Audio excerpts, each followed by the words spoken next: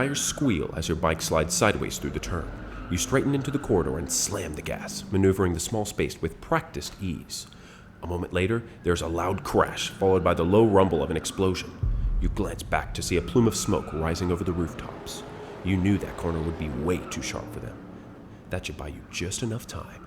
You cut out of the corridor and into a main thoroughfare, throttling your bike and merging into the thick traffic. Last night, you had a dream. In the dream, you were in a luscious green garden. The fresh air had a sweet fragrance, and the sun was high in a clear blue sky. A single monarch butterfly was perched on your forearm, its wings glowing brightly and constantly changing neon colors. After a moment, the butterfly fluttered off, and you awakened. This dream is called the Mark of the Monarch. You still aren't entirely sure when you became imprinted, but you know all too well what it means. You are being hunted. Every cop and gangbanger in the city is looking for you. It's time to make tracks. You travel about a quarter mile before exiting the thoroughfare and turning down a tight alleyway. The foot traffic is so dense, you have to get off your motorcycle and walk in the remaining 2 blocks. Familiar faces greet you as you pass. Zan with his taco stand, Gus the mechanic, the sister twins, Sybil and Lily. Sybil is posing in a showcase window debuting a new outfit.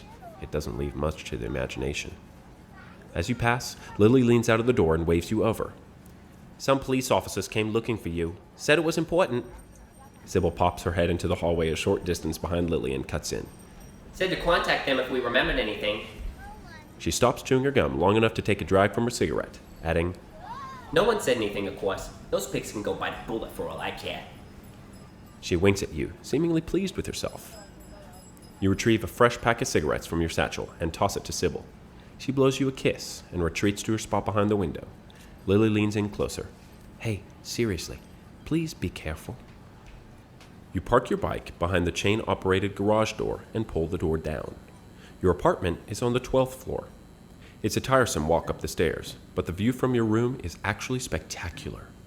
You are fairly exhausted, but you know there is no time for sleep. It won't take very long for the police to track you down, and you plan to be long gone by then. You grab the duffel bag from your closet and fill it with the necessities.